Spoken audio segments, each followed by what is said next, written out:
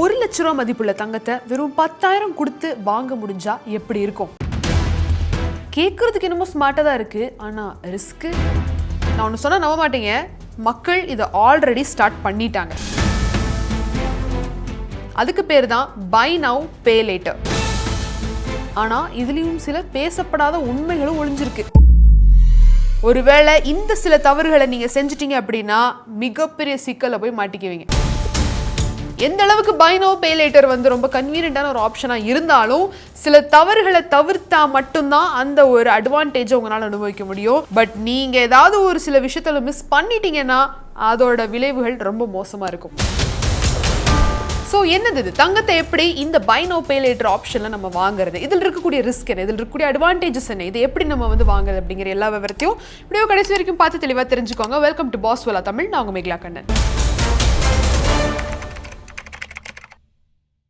BNPL அப்படின்னு சொல்லப்படுற by now pay later அப்படிங்கிற ஆப்ஷன் அப்படின்னா என்னன்னு பார்த்தீங்கன்னா, தங்கத்தோட விலை இன்னைக்கு என்ன விலை இருக்கோ அந்த ப்ரைஸை லாக் பண்ணி அந்த விலைக்கு ஒரு சின்ன அமௌண்ட்டை மட்டும் நீங்கள் பே பண்ணிட்டு அந்த தங்கத்தை உங்களுக்கு சொந்தமாக்கிக்கலாம்.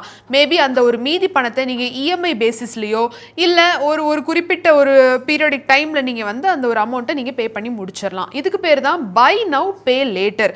அது வந்து நீங்கள் டிஜி கோல்டாக இருக்கட்டும், ஜுவல்லரியாக இருக்கட்டும், எந்த மாதிரியான ஆப்ஷன்ஸில் வேணாலும் இப்போ இந்த buy now pay later for gold option வந்தாச்சு. உதாரணத்துக்கு இன்னைக்கு பர் கிராம் தங்கம் 14,000 இருக்குன்னா 10 கிராம் தங்கம் 1,40,000 ஆச்சு. நீங்க ஒரு 10 கிராம் தங்கம் வாங்கணும் அப்படின்னா இன்னைக்கு ரேட்டு படி 14,000 மட்டும் நீங்க கொடுத்துட்டு மீதி 1,26,000 அடுத்த ஒரு மாசத்துலயோ இல்ல ஒரு EMIல நீங்க பே பண்ணி முடிக்கலாம். சோ தங்க விலை அடுத்து எப்ப குறையுமோ அப்படின்னு காத்துக்கிட்டு இருக்கிறத விட எப்ப குறையுதோ அப்ப அந்த பிரைஸை லாக் பண்ணிக்கிறது புத்திசாலித்தனம். சோ முக்கியமா எதுக்காக இந்த buy now pay later option especially கோல்டுக்கு யூஸ் பண்றாங்க அப்படிங்கிறதுக்கு 3 ரீசன்ஸ் இருக்கு. அதுல பாயிண்ட் நம்பர் 1, நான் முதல்ல சொன்ன மாதிரி locking the gold price. For example இன்னைக்கு 1 கிராம் தங்கம் 14,000 போகுது.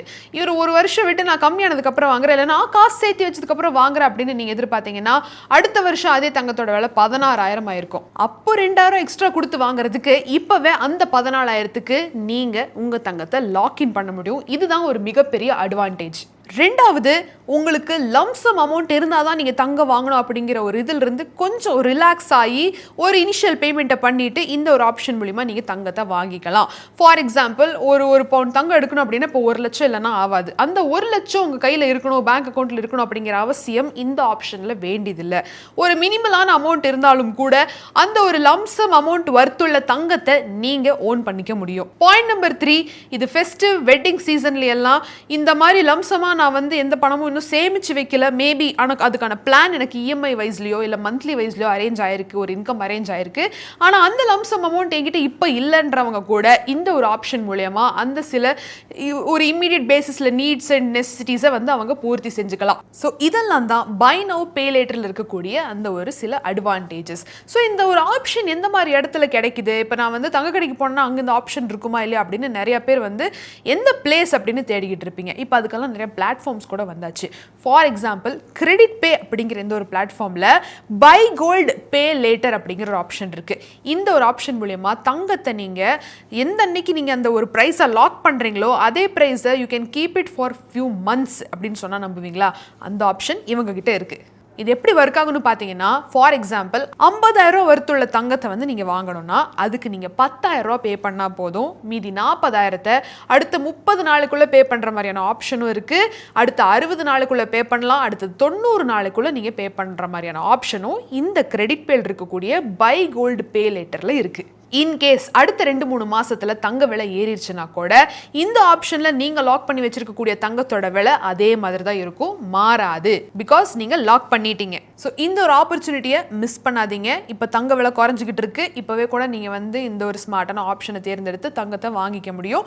இந்த Kredit.Pe பிளாட்ஃபார்முக்கான லிங்க் டிஸ்கிரிப்ஷனில் இருக்குது, கண்டிப்பாக செக் பண்ணி பாருங்க. இப்போ பை நவ் பே லேட்டரில் இருக்கக்கூடிய அந்த ஒரு கலர்ஃபுல்லான அட்வான்டேஜும் ஆப்ஷன்ஸையும் நம்ம வந்து பார்த்தோம். எதனால் மக்கள் இதை வந்து அட்ராக்ட் ஆகி இதை சூஸ் பண்ணுறாங்க அப்படிங்கிறதையும் நம்ம பார்த்தோம். ஆனால் this also has another side அப்படிங்கிறத நீங்கள் புரிஞ்சுக்கணும். எந்த மாதிரி தவறுகளை நீங்கள் செஞ்சீங்கன்னா இது இவ்வளோ பெரிய அட்வான்டேஜ் உங்களுக்கு ஒரு மிகப்பெரிய டிஸ்அட்வான்டேஜாக மாறும் அப்படிங்கிறதையும் நீங்கள் தெரிஞ்சுக்கணும். இப்போது ஒரு ஃபியூ பாயிண்ட்ஸ் நான் சொல்கிறேன் where you can go wrong அப்படிங்கிறதுக்கு. Point number 1, over buying. Over buying அப்படின்னா என்ன? கம்மியான விலைக்கு தங்கம் விற்குது அப்படின்னொடனே ஒரு கம்மியான விலையில் தங்கத்தை லாக் பண்ணி அதை நான் வாங்கிக்க முடியும் அப்படின்னொடனே லம்சம் அமௌண்ட் இல்லைனா கூட இருக்கிற காசுக்கு நிறைய லம்சம் அமௌண்ட் வர்த்துள்ள தங்கத்தை நீங்கள் வாங்க போவீங்க, which is called over buying. அந்த நேரத்தில் உங்களுக்கு என்ன ஆகும்? நீங்கள் பிளான் பண்ணி போட்டு வச்சுருக்கிற பட்ஜெட்டை தாண்டி போகிறப்போ அந்த கட்ட வேண்டிய இஎம்ஐ அதிகமாகும். அந்த ஒரு ஃபார் எக்ஸாம்பிள் அந்த லம்சம் அமௌண்ட்டுக்கான இந்த ஸ்பிளிட்டு அதிகமாகும், நாட்கள் அதிகமாகும். ஸோ இது எல்லாம் நீங்கள் ஒன்றில் ஏதாவது 2 தவறு விட்டால் கூட பெனால்ட்டிஸ், அடுத்த இஎம்ஐ சார்ஜஸ்ன்னு எக்ஸ்ட்ராவாக நீங்கள் பே பண்ண வேண்டியிருக்கும். எந்த இடத்துல நீங்கள் சேமிக்கலான்னு பிளான் பண்ணியிருப்பீங்களோ அது உங்களுக்கு ஒரு மிகப்பெரிய டிஸ்அட்வான்டேஜாகவே மாறிடும். So never over buy. இப்போ ஃபார் எக்ஸாம்பிள் ஒரு கோல்டை நீங்கள் பர்ச்சேஸ் பண்ணுறீங்க, பை நவ் பே லேட்டருக்கு. அந்த ஒரு பர்டிகுலர் இதை முடிச்சதுக்கு அப்புறமேல் அந்த இஎம்ஐ முடிஞ்சு அந்த கம்ப்ளீட்டாக அந்த கோல்டு உங்களுக்கு சொந்தமானதுக்கு அப்புறம் நீங்கள் அடுத்த ஒரு பீஸ் ஆஃப் கோல்டை வந்து நீங்கள் வந்து பர்ச்சேஸ் பண்ண ஆரம்பிக்கலாம். ஓவர் பை பண்ணாதீங்க. உங்கள் லிமிட் என்னன்னு உங்களுக்கு தெரியும், ரிக்குவயர்மெண்ட் என்னன்னு உங்களுக்கு தெரியும். Mistake number 2, missing EMIs. இப்போ மாதம் பே பண்ண வேண்டிய ஆப்ஷன் இருக்கும். ஸ்ப்ளிட் பண்ணி அந்த ஒரு பர்டிகுலர் பீரியடுக்கு நீங்கள் பே பண்ண வேண்டியிருக்கும். ஏதாவது ஒன்று நீங்கள் மிஸ் பண்ணிட்டா கூட இந்த ஆப்ஷனில் பயங்கர பெனால்ட்டி சார்ஜ் பண்ணுவாங்க. ஸோ இந்த பை நவ் பே லேட்டரில் இருக்கக்கூடிய ஆப்ஷனே இதுதான். இது நீங்கள் வந்து தங்கம் மட்டும் இல்லை, எந்த பொருள் வாங்கினாலும் அந்த இஎம்ஐ இல்லை அந்த ஒரு பர்டிகுலர் பேமெண்ட்டை மிஸ் பண்ணிட்டீங்க அப்படின்னா அதில் உங்களுக்கு பயங்கரமான பெனால்ட்டிஸ் சார்ஜ் பண்ணப்படும். அதில் உங்களுக்கு இன்ட்ரெஸ்ட் போடுவாங்க, சார்ஜஸ் போடுவாங்க, எக்கச்சக்கமான வேறு சார்ஜஸ் போட்டுக்கிட்டே இருப்பாங்க. உங்களுக்கு என்னடா நான் ஒன்று தானே மிஸ் பண்ணேன், இவ்வளவு வந்துருச்சே அப்படின்னா நீங்கள் எதுவும் பேச முடியாது. Because you have agreed to all the terms and conditions உள்ள நுழையிறப்பவே. ஸோ தயவு செஞ்சு நீங்கள் அடுத்த ஒரு 2-3 மாதத்துக்கு பே பண்ண தயாராக இருக்கீங்க, உங்களுக்கு இன்கம் ஸ்ட்ரீம் கரெக்டாக இருக்குன்னா மட்டும் இந்த ஒரு ஆப்ஷனுக்குள்ளே காலடி எடுத்து வைங்க. பாயிண்ட் நம்பர் 3, 0 காஸ்ட் இஎம்ஐக்கும் பை நவ் பே லேட்டர் அவைலபிளாக இருக்குது அப்படின்னு சில ஆப்ஷன்ஸ் உண்டு. ஆனால் அதில் இருக்கக்கூடிய ஹிடன் காஸ்ட்டையும் நீங்கள் படித்து தெரிஞ்சு வச்சுக்கணும். இன்கேஸ் அதில் ஏதாவது ப்ராசஸிங் ஃபீ இருக்க வாய்ப்பு இருக்குது, ஜிஎஸ்டி உள்ள அடங்கியிருக்க வாய்ப்பு இருக்குது, பிளாட்ஃபார்ம் சார்ஜஸ் இருக்குது. ஸோ இதையெல்லாம் கன்சிடர் பண்ணிவிட்டு நீங்கள் வந்து 0 காஸ்ட் இஎம்ஐ அப்படின்னு சொல்லி நீங்கள் கேஜ் பண்ண முடியாது. ஸோ அதையுமே நீங்கள் கேர்ஃபுல்லாக செக் பண்ணி பார்த்ததுக்கப்புறம் உள்ள என்டர் ஆகி பர்ச்சேஸ் பண்ணுங்கள். ஸோ இப்போ உங்களுக்கு பை நவ் பே லேட்டரோட அந்த ஒரு அட்வான்டேஜஸ் என்ன, டிஸ்அட்வான்டேஜஸ் என்ன அப்படிங்கிறத நீங்கள் பார்த்து தெரிஞ்சுக்கிட்டீங்க. இப்போ ஒரு ரியல் லைஃப் எக்ஸாம்பிள் எடுத்துக்குவோம்.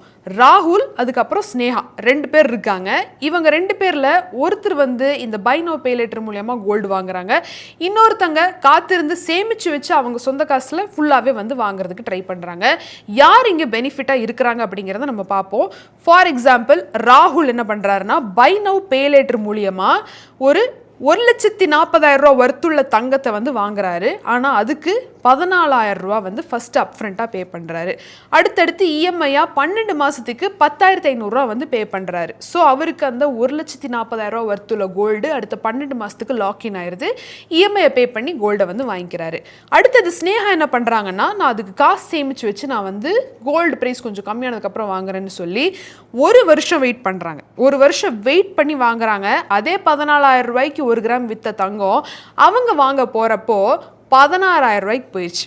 மாதம் இஎம்ஐ எல்லாம் நான் கட்ட விரும்பல, லம்சமாக நான் சேமிச்சு நான் வந்து காசில் வாங்கிக்கிறேன், தங்கம் விலை கம்மியாகிடும் அப்படின்னு வெயிட் பண்ணி 1 வருஷம் கழித்து தங்கம் வாங்க போகிறாங்க. அப்போது 1,40,000 ரூபா மதிப்புள்ள தங்கம் 10% ஏறி 1,54,000 ரூபாய் ஆயிருக்கு.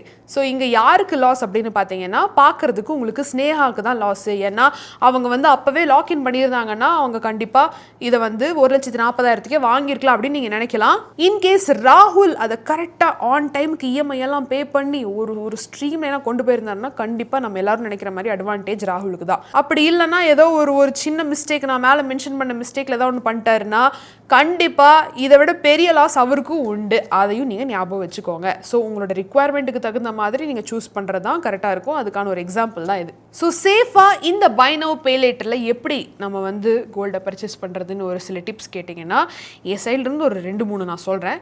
ஃபஸ்ட்டு பாயிண்ட் நம்பர் 1, உங்களால் எவ்வளோ முடியுமோ அவ்வளோ மட்டும் அஃபோர்ட் பண்ணுங்கள். பாயிண்ட் நம்பர் 2, முடிஞ்ச அளவு இந்த அப்ஃப்ரண்ட்டாக பே பண்ணக்கூடிய அமௌண்ட்டு கொஞ்சம் அதிகமாக இருந்தால் நல்லாயிருக்கும். மேபி ஒரு 30 to 50% இருந்தால் சேஃபாக ஒரு அடுத்து மீதி பே பண்ண வேண்டிய அமௌண்ட் பெருசாக தெரியாது, அதை நீங்கள் வந்து டக்குன்னு பே பண்ணிடலாம். பாயிண்ட் நம்பர் 3, ஷார்ட்டான டென்யூராக சூஸ் பண்ணிக்கோங்க. ஒரு 2 ஸ்ப்ளிட்டாக போட்டிங்கன்னா கூட பணம் அதிகமாக தெரியும், ஆனால் டென்யூர் கம்மியாக இருக்கிறப்போ அதை குயிக்காக நீங்கள் பண்ணி முடிச்சிடலாம். பாயிண்ட் நம்பர் 4, கோல்டு ப்ரைஸை ட்ராக் பண்ணிகிட்டே இருங்க. கரெக்டான நேரத்தில் தான் உங்களோட அந்த ஒரு கோல்டு ப்ரைஸை நீங்கள் லாக்இன் பண்ணணும். ஸோ அதுதான் மெயின் பாயிண்ட். அண்ட் 5வது ரொம்ப இம்பார்ட்டண்ட்டான பாயிண்ட், ரொம்ப இம்பார்ட்டண்ட்டான ஒரு டிப், எல்லா டேர்ம்ஸ் அண்ட் கண்டிஷன்ஸையும் கரெக்டாக படிங்க. எல்லா ப்ரொசீஜர் என்ன இருக்குது, ப்ராசஸிங் ஃபீ என்ன இருக்குது, இது எல்லாத்தையுமே கரெக்டாக படிச்சுட்டு அதுக்கப்புறம் நீங்கள் அக்ரி அப்படிங்கிற ஆப்ஷனுக்கு டிக்கு கொடுங்க.